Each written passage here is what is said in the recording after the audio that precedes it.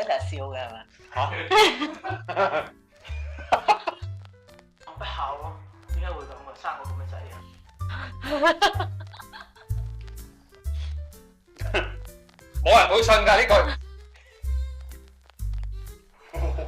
哇！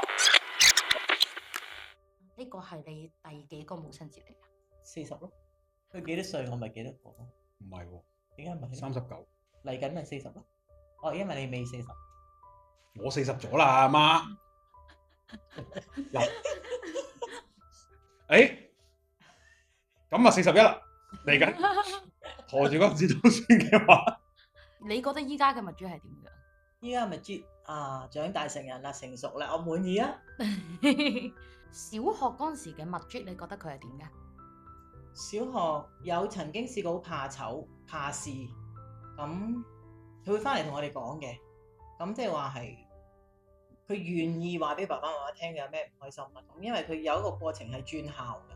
我1、2年班咪冇翻，即係成喺學校度喊噶嘛。係啊係啊，咁嗰時其實佢起碼都咁講嘅，即係佢話俾我哋聽，然後等我哋去幫佢處理咯。咁然後大啲，因為有妹妹喺度啦，咁佢成日照顧妹妹，佢亦都係一個好照顧人嘅人嚟嘅。我哋亦都有啲朋友就係好細個已經話，蜜豬將來大個咧，邊個係個女朋友咧，一定好幸福噶啦，因為佢好識照顧人啊。咁初點解佢講中啲嘢我唔知咩事？咁啱啱有講話，即係佢之前都會有肯講嘅時候，你有冇發覺即係幾時開始佢好似冇咁肯同爸爸媽媽講感受？佢同佢爸爸一路都有講嘅，同我就會少啲啦。咁我亦都係某程度上，我將呢隻咩咧碟碗，即係呢個工作拱咗俾佢爸爸，因為我覺得佢同爸爸溝通比較開心啲啊，或者流暢啲啊，咁就俾佢同爸爸講。你會唔會覺得如果佢淨係同爸爸講，唔同媽媽講，個感受會唔會覺得有啲落差啊？或者覺得同媽媽關係好似冇咁好咁樣會唔會？我其實佢一路大嘅時候已經覺得有個疏離感㗎啦，慢慢。咁我會覺得佢大個啦，咁可能佢係同男性講會合適啲咯，可能同媽媽講嗰啲嘢係唔係咁啱一個大成長中嘅男人。咁如果翻到去蜜豬好細個嗰陣時，你會點樣形容佢啊？好可愛啦，好活潑啦，乜嘢都問啦，唔止100次啊問。嗰時係好煩啦。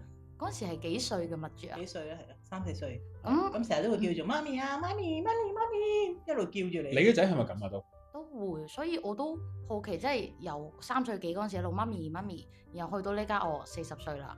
呢一個你會唔會有時都懷念？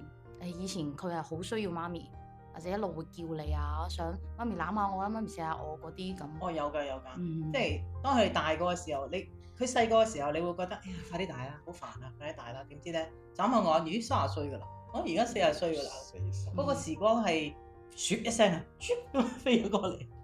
咁而家係佢都會翻嚟攬住我錫我嘅，話媽咪，我其實好錫你㗎。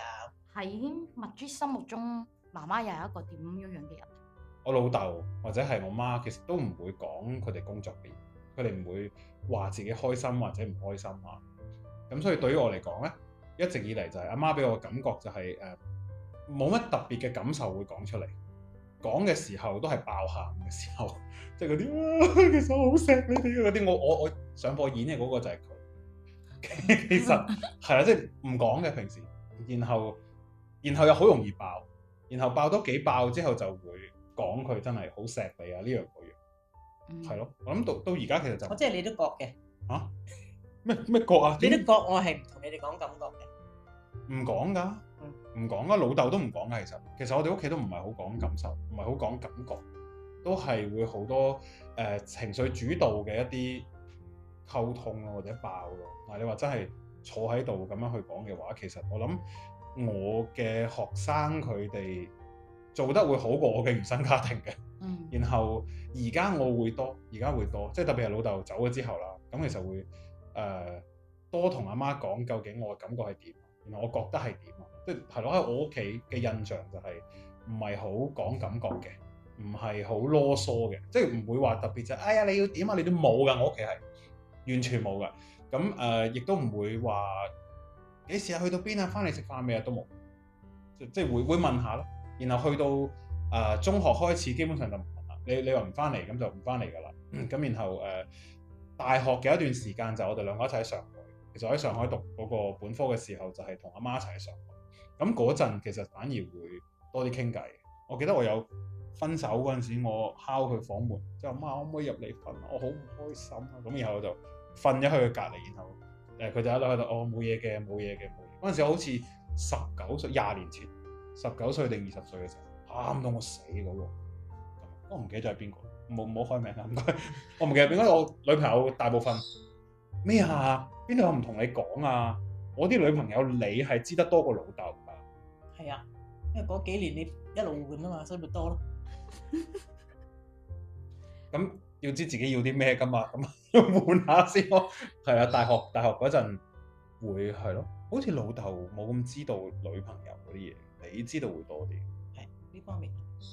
嗰陣時佢係咪啱啱麥珠講嘅嗰個係咪你第一次知道佢，即係佢第一次同你講啊我分手啊唔開心啊？唔係之前好多。咁第一次佢同你講我拍拖啊，或者我同佢講媽咪我分手啊，咁你會咩感覺？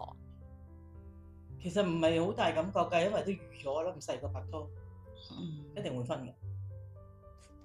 會唔會覺得就係咁咯？我媽就係一個就係呢個咁啊，咁肯定係會咁噶啦。即係就冇嗰啲就係哎呀冇啦，你唔睇住啊，你小心啲自己冇。反而我老豆會多啲，然後我老豆又唔識表達，咁所以佢就會有好多自己嘅驚，然後變成亂發脾氣。咁然後我阿媽就係咁嘅咯，即係會咁樣嘅一個溝通。女朋友第一次見到女朋友係。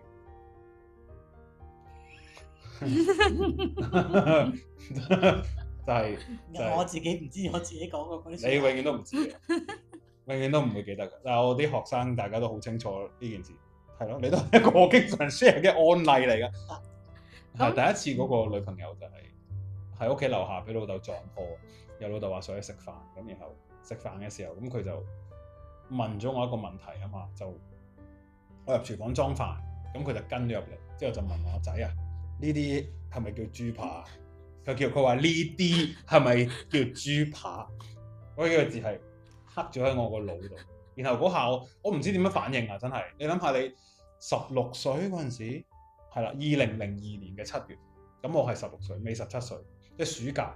然後就反應唔到，即係你第一次拍拖，然後你俾人撞破已經麻煩㗎啦，然後仲要翻屋企食飯，然後你仲要你阿媽咁樣去問，然後你阿媽仲要喺你大個咗同佢講翻嘅時候，佢唔記得咗呢件事，其實你會覺得啊點啊？呢件事影響咗我好耐喎。係啊，嗰刻我真係當講笑㗎。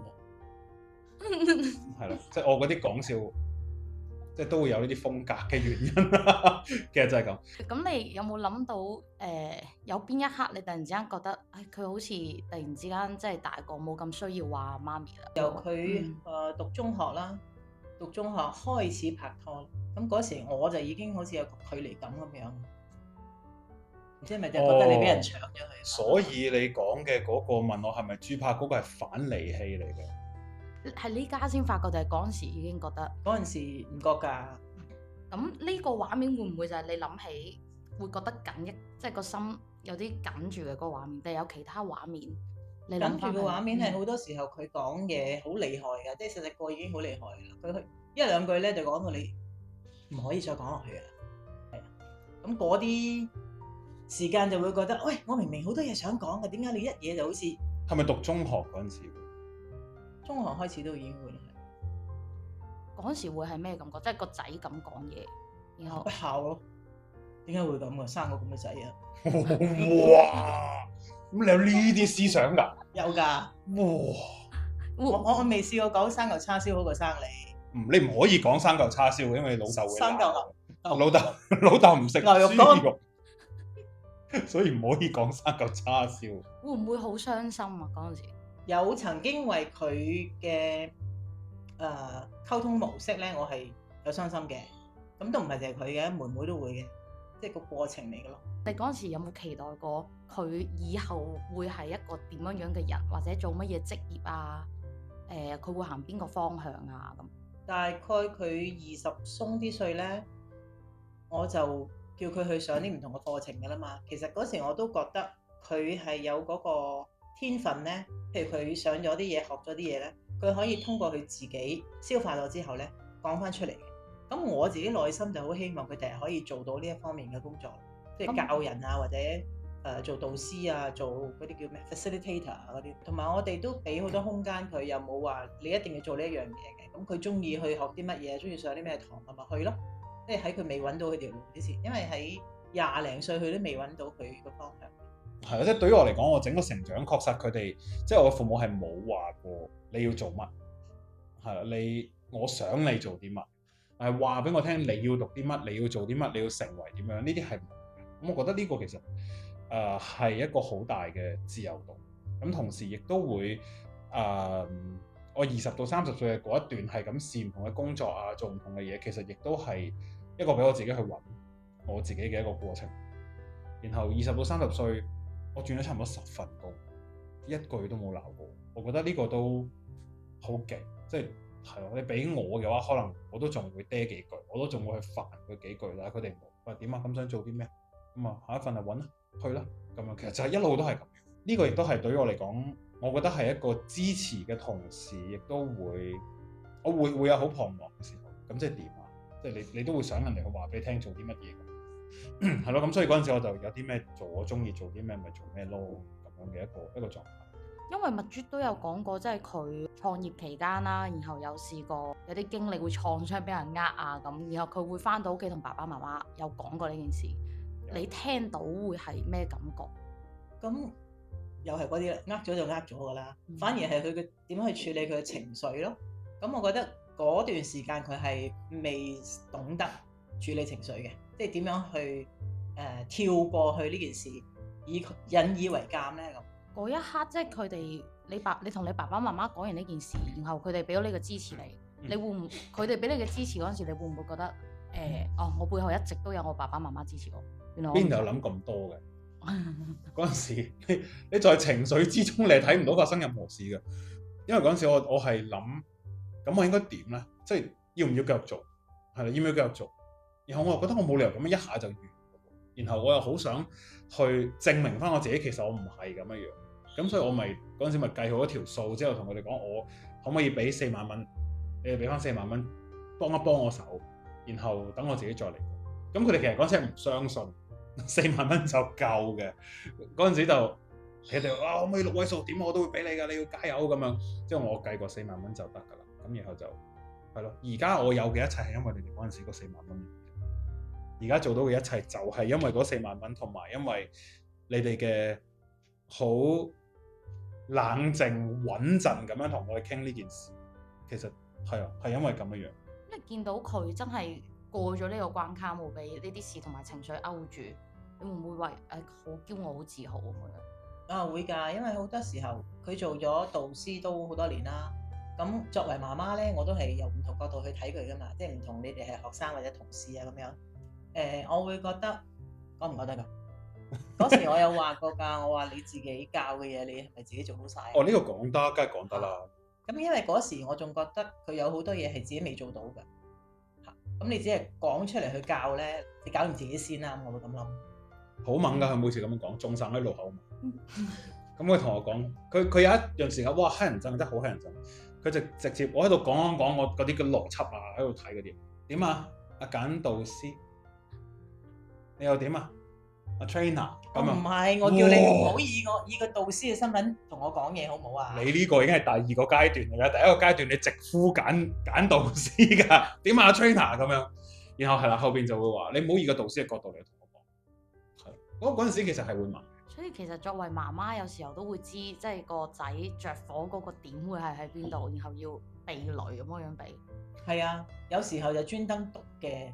即係篤爆佢嘅，咁篤得爆佢都會認下呢啲嘢都好，唔係搞到我好似好衰咁。見佢爆得勁得滯，咪收下火。哦，即係你都會特登嘅，你哋兩個。唉，如果用3個詞嚟形容你媽咪，你會揀乜嘢？3個詞：堅強、堅持、認真。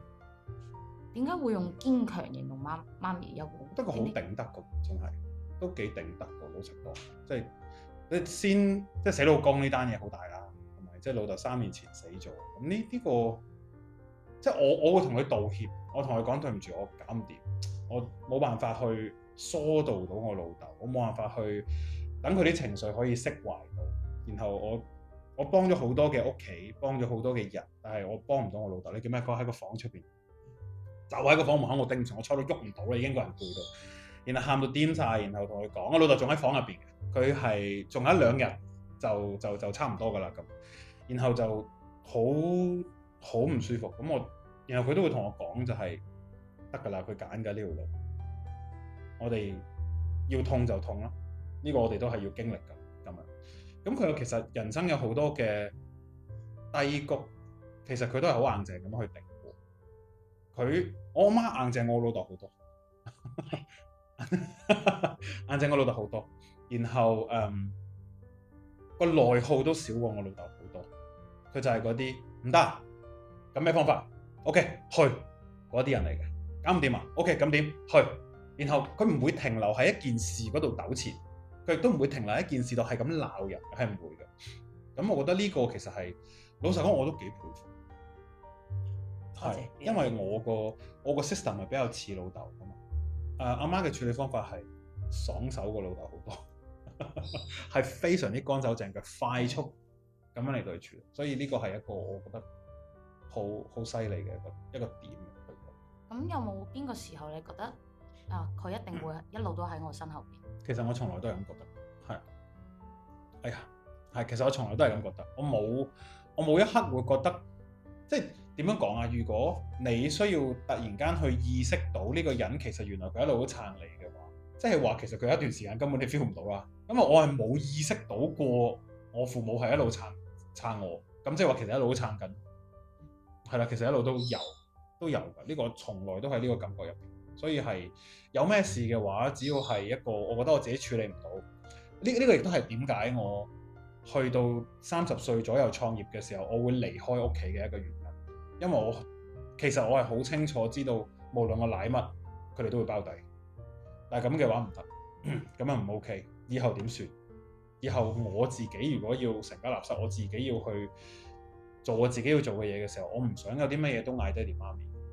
唔 OK，所以呢個係我自己選擇去，我要自己整硬淨我自己先咁樣。我都想俾到其他人一個可以撐得住啊，可以靠得住啊嘅一個感覺，就好似我屋企俾到我一樣。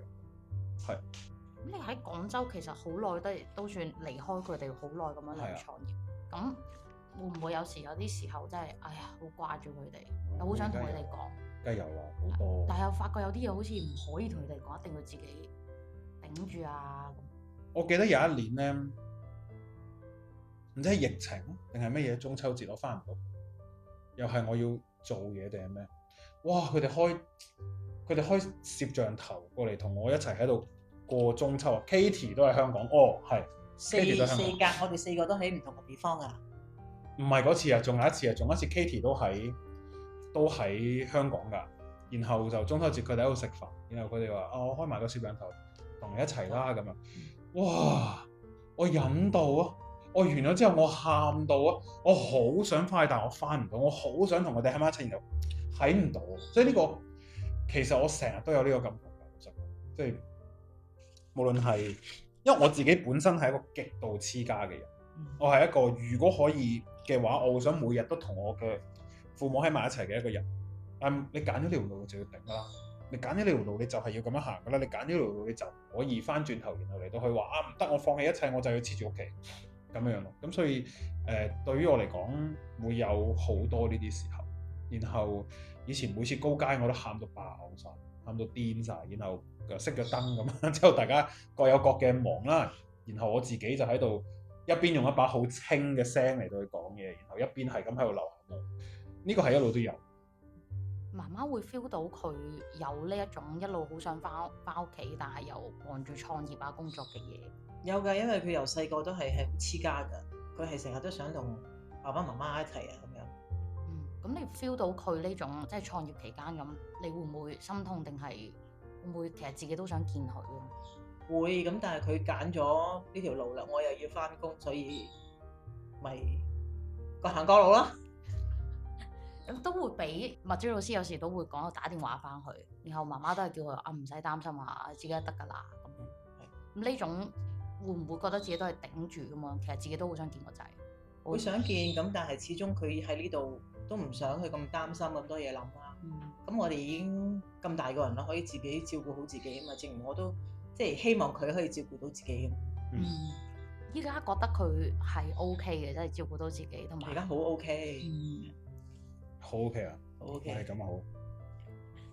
咁嗱，而家眼前嘅麥啜啦，40歲啦，俾你望住佢講一句嘢嘅話，你最想講乜嘢？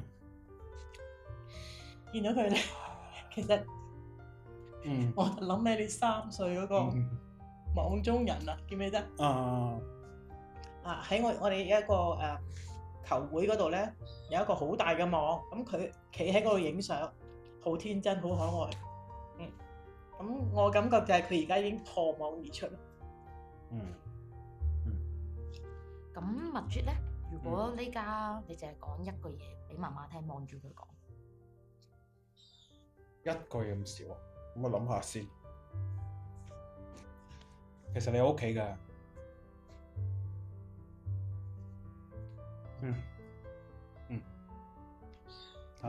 有㗎，一句啫嘛。咁你唔俾講多啲，咁咪一句咯。可以講多啲。我覺得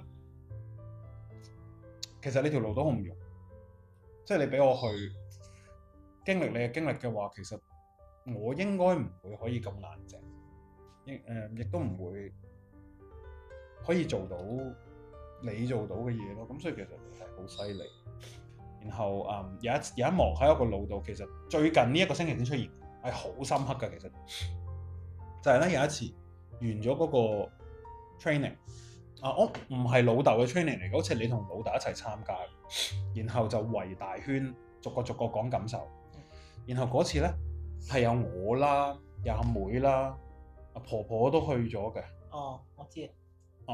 然後咧係咁啊，佢企起身，好似係你叫佢企起身，然後你都要企起身，然後你要同佢講，然後你同佢講話，好多謝你，即係照顧咗咁多年啊，好多謝你等好多嘢，然後好多謝你好愛我，好錫我，然後你最後講嗰句，我突然間我成個人係唔知發生咩事，即係你話雖然我唔係你親生，哇嗰一下我即而家咁樣嚟到去諗，我就爆粗啊！而家咁樣嚟到去諗，我真係冇搞錯乜嘢事，晴天霹靂發生咩？點解會咁？但係嗰一下我成個人係反應唔到，先至知道吓，唔係真生嘅咩？即係點？究竟呢件事係咩事？究竟發生咩事？係啦，會有一個咁樣嗰一刻，我就如果而家咁樣嚟到去睇翻嘅話，嗰一刻。我會有一個，我個感覺係難以置信，同埋點解我媽係咁，我自己唔知。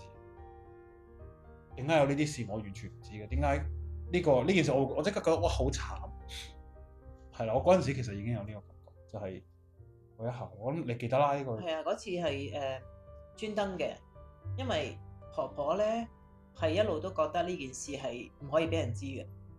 即係唔可以俾人知我身世啦，唔可以知係佢收養我啦。唔知佢係覺得係驚我怕醜，驚人哋唔接受我呢個身份定係點？咁我嗰日係專登當住咁多人咧，係對佢感恩咯。即係同時係話俾佢聽，我唔驚人哋知，即係我好 proud 咯。係啊，我唔記得嗰一下我係咪喺度爆喊？我唔記得啦。我就係嗰一幕其實係好清晰，即係我好少有呢啲好清晰嘅回憶。然後嗰一幕好清晰，然後翻到去，其實佢過咗冇幾耐就死咗啦，好似過咗1年定係幾多就幾年就已經係唔喺度。係啊，係咯。咁我後邊先知道原來我阿媽係收養翻嚟，佢自己去到18歲先知道佢自己嘅呢個經歷。係啦，然後哇冇血緣關係都咁努力咁樣去照顧，點解會咁嘅樣嘅咧？點解會係咯？即係好多問號喺個腦入邊。咁邊個係生佢出嚟嘅咧？究竟佢發生咩事咧？咁各種各樣呢啲，嗰一下其實係我喺我嘅人生入邊，其中一次好深嘅回憶，而呢個回憶係覺得其實阿媽好慘，係好辛苦。咁呢個係一個嗰陣時嘅自己有嘅嗰個感覺。呢件事其實已經過咗30年，過咗起碼30年。然後呢個亦都係我第一次，好似第一次同你講過呢件事，有呢個咁樣嘅印象。係啊，係有呢個印象。咁喺你哋嘅關係入邊，有冇覺得有一啲嘢你哋係未講或者未講夠？未講夠，我覺得就冇嘅。未講夠，我覺得冇嘅，因為確實我哋係真係會打得好開咁樣嚟到去傾，即係特別係老豆唔喺度之後。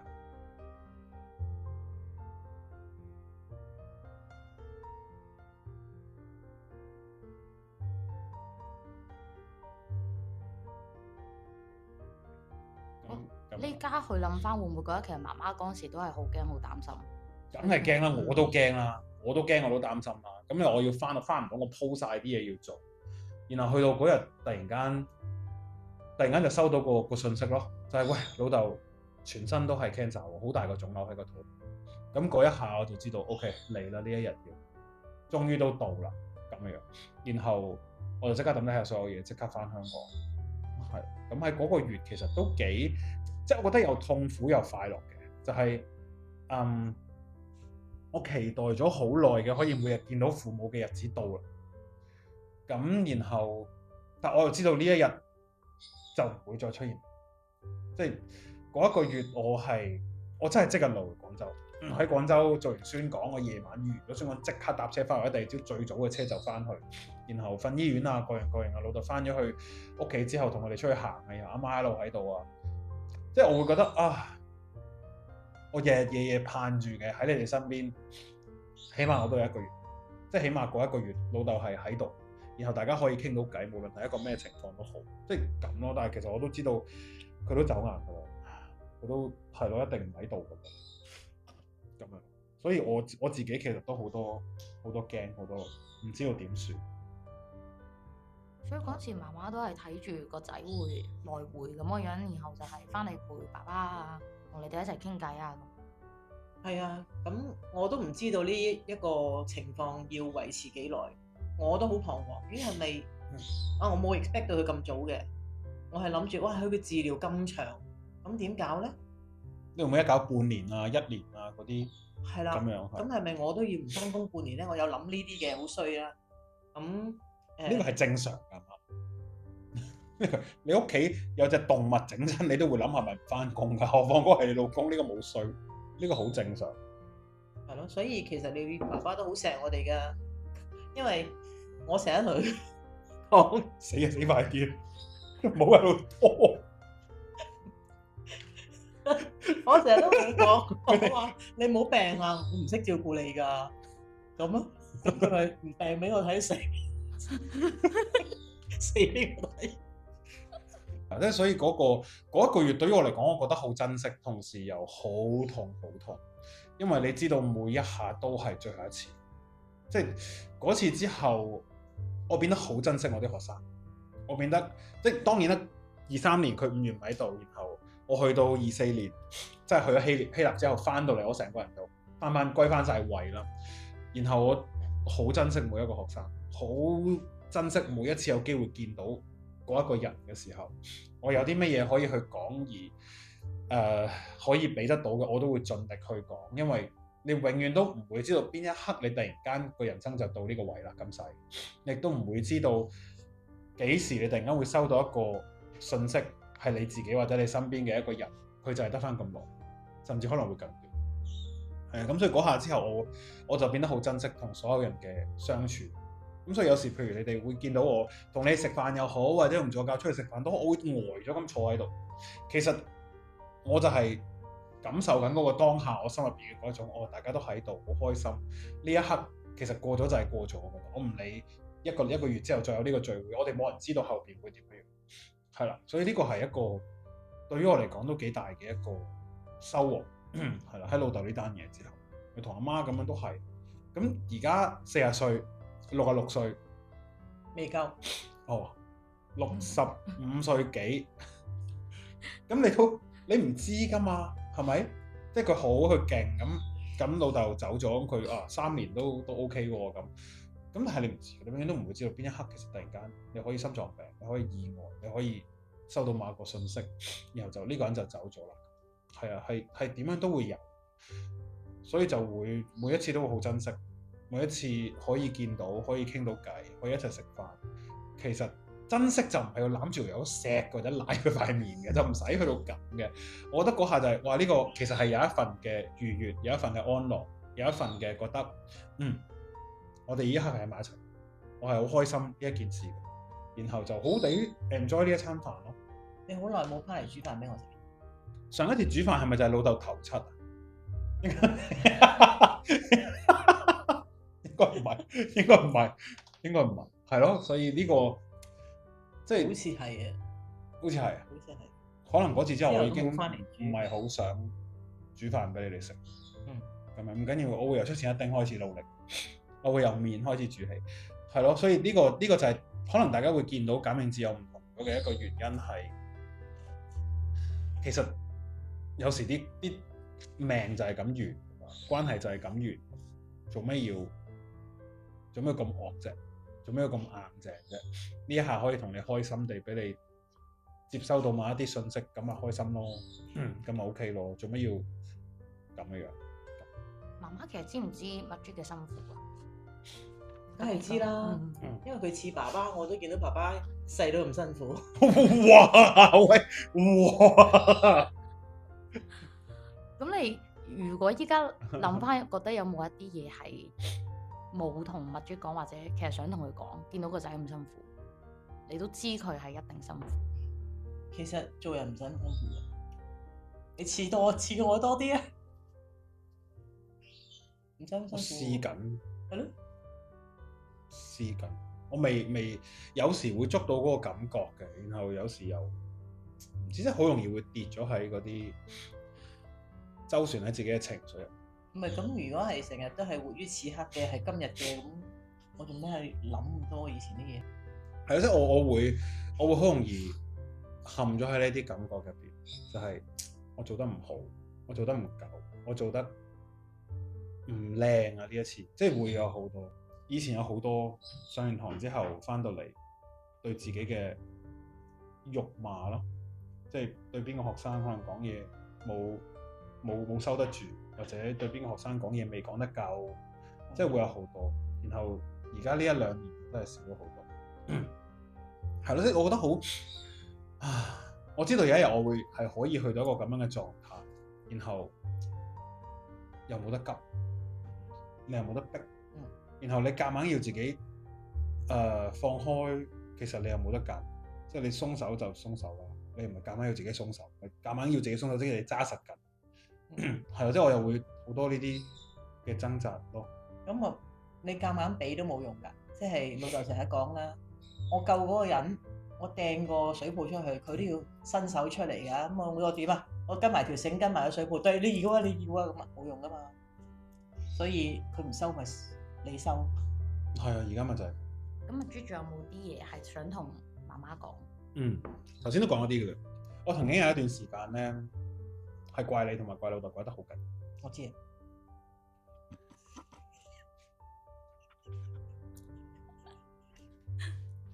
你係咪見到我？大家係咪見到我源頭？一樣㗎，啲動靜其實講嘢嗰啲方法。咁我可唔可以繼續啊？我可以。我有段時間真係好憎，有段時間好猛。嗰段時間應該係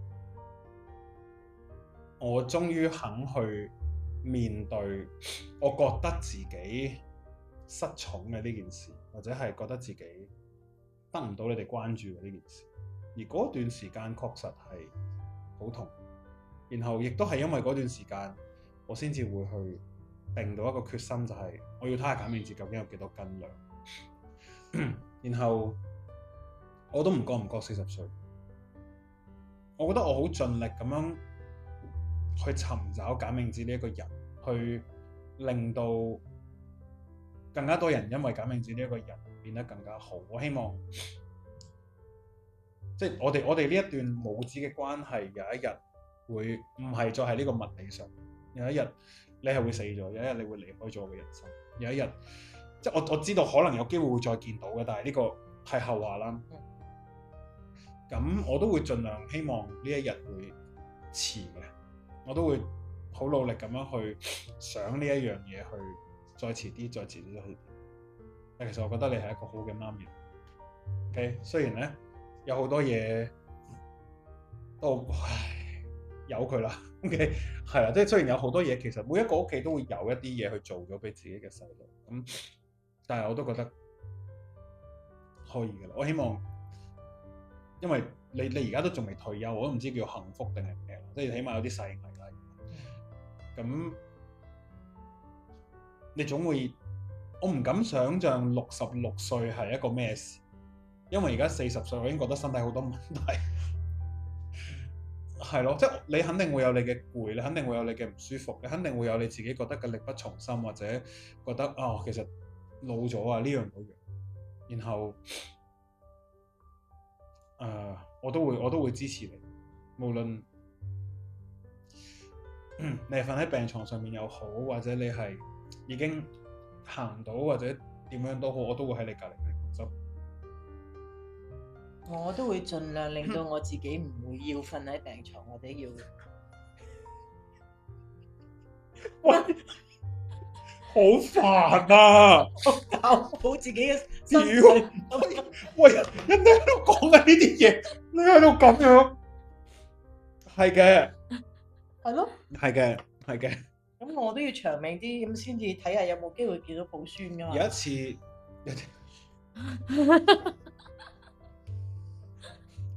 係好啊，係嘅。咁我有一次咧，有一年咧，佢生日，即係我寫咗張卡俾佢。幾多歲啊？57。你幾多歲？你攞咗去你做嗰個話劇嘅時候，你係啊，係咪57啊？57。曾經佢57歲生日嘅時候咧，我寫咗張卡俾佢，我同佢講我話，希望我57嘅時候你仲喺我隔離。咁樣我曾經有寫過。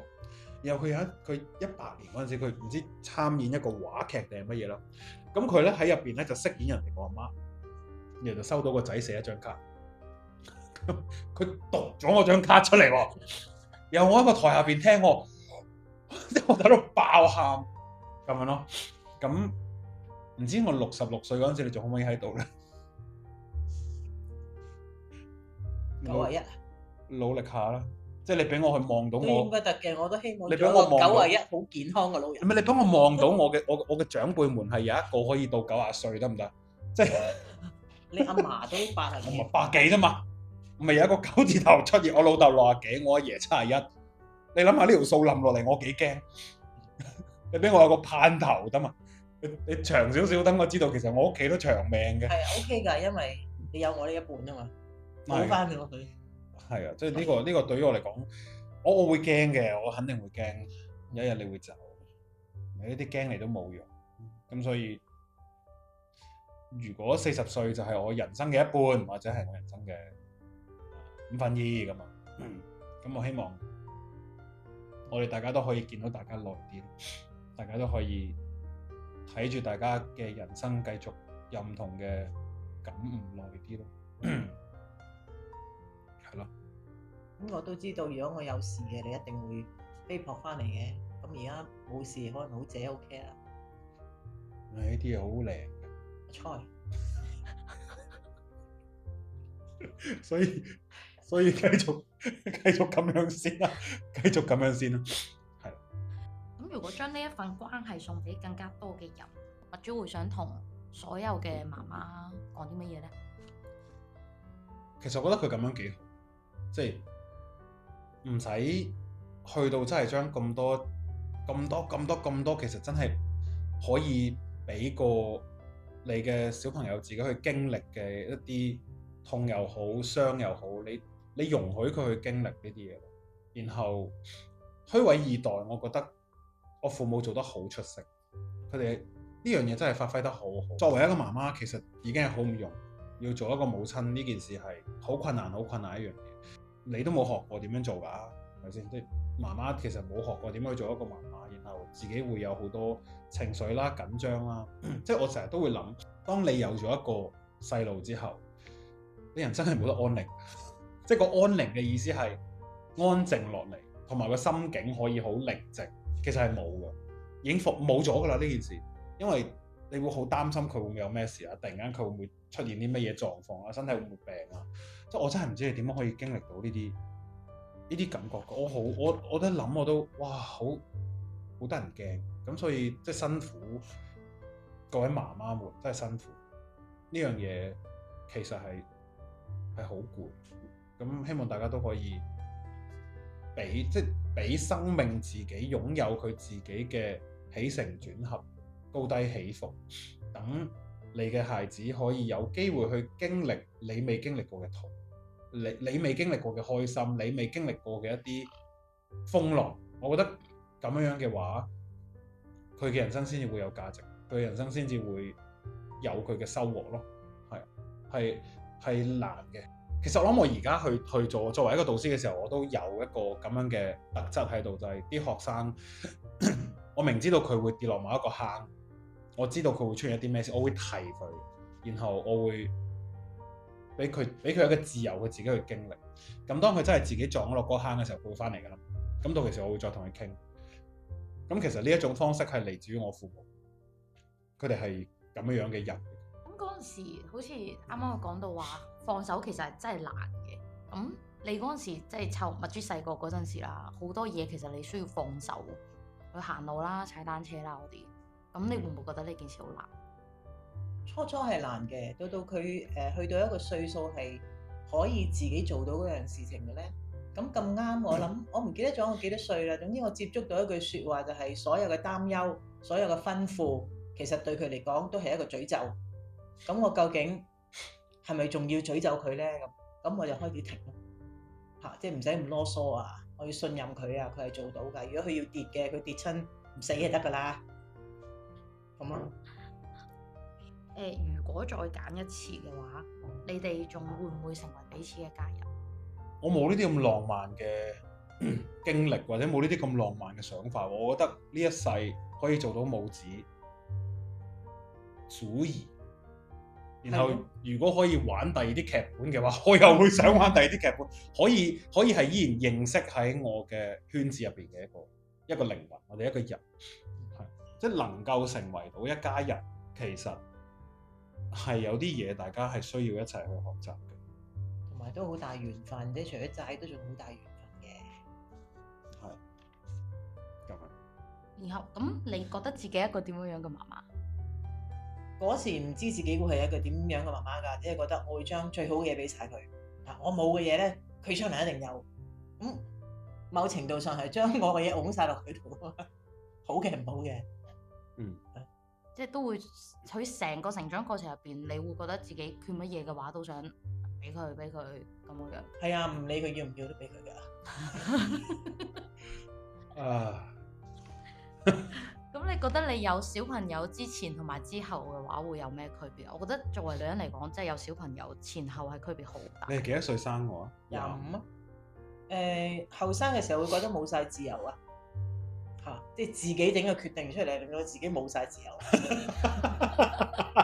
哇！咁要啃幾耐？咁，但係同埋點樣先可以教得佢好咯？即係我睇法嘅好喎。咁佢駁嘴嘅時候，你就覺得好乞人憎，即係想碾死佢。咁你想我診下定係醒目啲啊？咁醒目啲好。咁咪啱咯，咁得咯。溫總嗰時好似都有上過蜜豬嘅 NLP 課程，係咯，即係你睇住個仔，同時佢又已經係一個導師，你係咩感覺？我對導師咧好挑剔㗎，咁所以咧我一路喺度上堂咧，一路喺度睇下有冇交叉打。我由細到大佢都係咁，即係睇咁 diss 咯，睇有冇嘢可以 diss 我咯。係啊，咁但係上個堂嘅時候，我覺得好開心㗎，因為原來佢已經成長到而家咁樣㗎咯喎，佢都係我信服嘅導師其中之一個，佩服啊，係啊，你得嘅，好得。你見到台上嘅蜜豬嗰陣時，即係做導師台上嘅蜜豬嗰陣時，會唔會覺得好自豪、好為佢驕傲？有啊，咁反而我會覺得，咦，我嘅 visualization 顯化係啊成功咗，哦，係喎，好似又係。係啊，咁所以嗰時其實你已經對佢好大信心，知道佢會成為個咁樣嘅人咯。會有個感覺就係咯，嗯，因為佢係有嗰個能力係將我同爸爸嘅嘢咧合二為一，而用佢嘅方式去表達出嚟。你點知咧？即係點樣講啊？我咪應該係話你點樣可以知道你個仔係會行呢個方向，定係話其實你係特登鋪嘅？可能都有特登鋪嘅，因為你爸爸嗰時咧未有講過，將來係讀2科嘅啫，記唔記得啊？一科就係讀環保，一科就係讀心理。佢話以後個人類好需要呢兩樣嘢。我老豆講得出呢啲咁嘅説話？係啊，佢聽邊個講啊？唔知。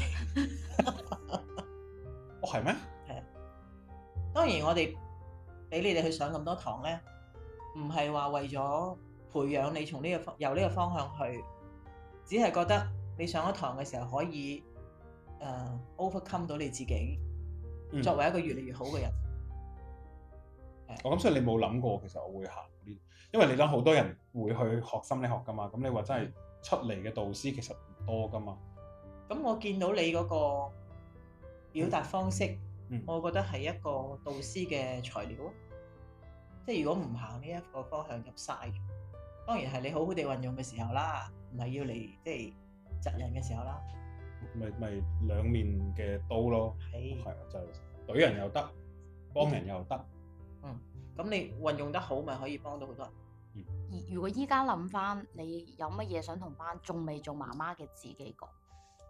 唔使咁擔心咯，順其自然，一路行啦，你會做得好好。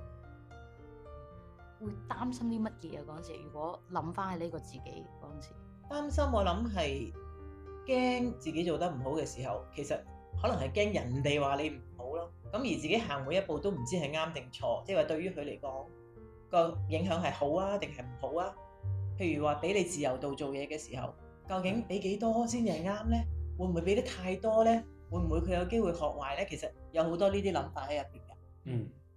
只不過係唔會講俾你聽咯。好似係冇講過。唔講係你去做咯，因為爸爸嗱嗰啲就俾爸爸講噶啦，真係我真係唔會講呢啲説話，因為我一講嘅時候就變咗打殘你啊。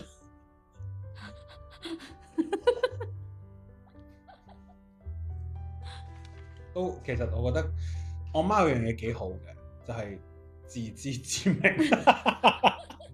即係講特別係麥豬細嗰陣時，其實真係好多擔心啊，仲或者佢以後會唔會點啊，學壞啊，自己係咪做得唔好？唔係淨係麥豬嘅，我諗即係個個做爸爸媽媽都應該會係咁諗嘅，因為大家都每一日都唔知咩發生，何況20-30年後咧？點解人話長憂99都係因為咁？後尾就係知道放手俾佢嘅時候，信佢。如果佢跌倒，佢該跌倒嘅咪跌倒，然後佢自己爬翻起身。我哋喺身邊支持佢，佢可以繼續行，夠膽繼續行。即係佢如果做到呢樣嘢就 OK 嘅。咁麥豬嘅話，你最中意媽媽嘅一個點同最唔中意佢嘅一個點？最中意同最唔中意都係獨立。中意佢嘅獨立係因為佢唔會好似其他我啲同學啊或者朋友嘅阿媽咁煩。咁然後最唔中意嘅都係佢嘅獨立，係因為有時想佢煩我嘅時候，佢講一兩句就算。咁樣樣咯，係啦，會都係嗰個獨立。然後我又好明白點解佢會咁樣獨立嘅，因為佢自己嘅嗰個經歷，亦都會令到佢個人一定要獨立，唔獨立得。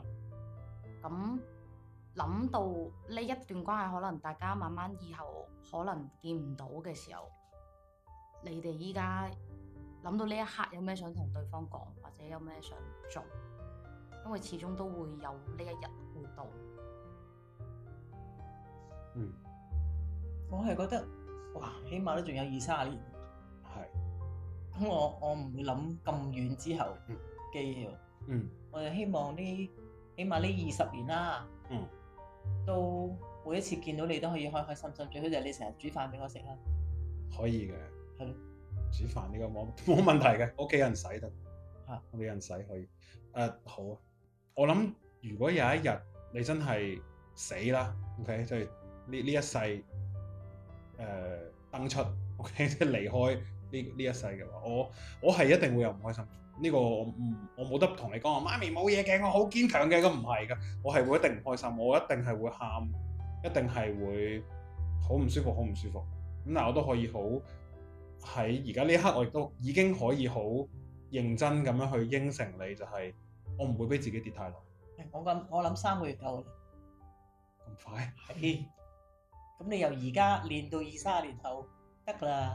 好啦，而家我諗住係1-2年添，你話3個月，咁應該得嘅。如果去到我60幾70歲嘅時候，可能3日咧，因為嗰陣時我都已經，我都可能已經，哎呀嗰個又死，嗰個又死，然後我就，其實我都 ready 㗎啦。咁你如果突然間咁樣唔喺度，其實OK 好，咁你行先啦。唔係，如果我80幾90歲，我覺得都 OK 嘅。OK 嘅，其實都 OK。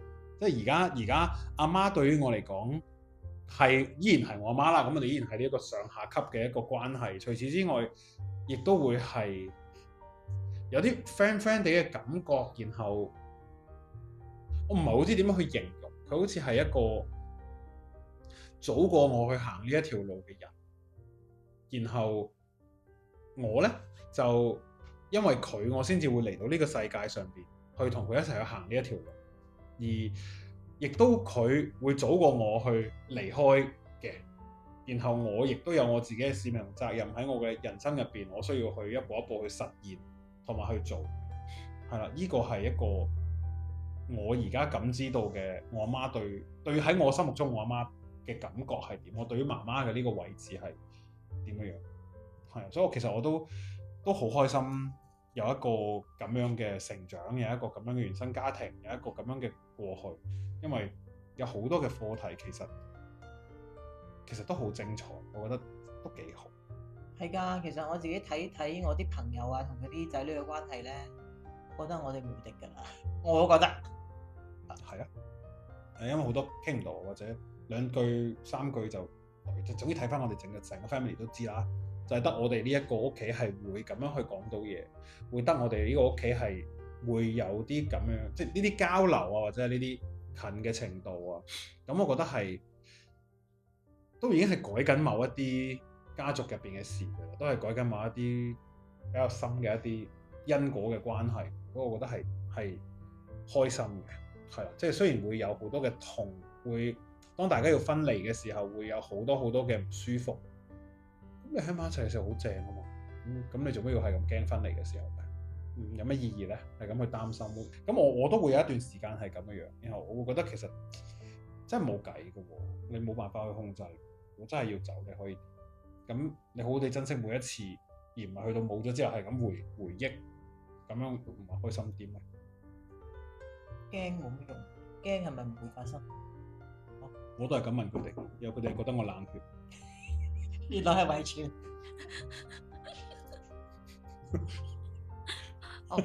所以你哋會見到有時我上課嗰啲拆點，我可以咁抽離。其實我唔係冚晒落情緒度㗎，我好抽離嘅嗰一 part 其實係嚟自佢。又我會感受到人哋嘅感受嘅嗰一 part 係嚟自我老豆，然後我再去協助佢一步一步咁制定翻一個出翻嚟各種方案，其實就係我自己。咁所以其實我覺得唔會有話究竟我有似幾多我老豆，有似幾多我阿媽，我有幾多我自己，其實唔係。本身冚唪唥都係一體，係睇下邊一刻你攞邊一個出嚟咯。係我嗰啲抽離嘅能力係嚟自於你㗎。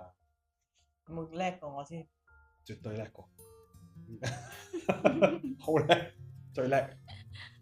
咁然後係咯，多謝今日2位都分享咗多。好啦，多謝晒，拜。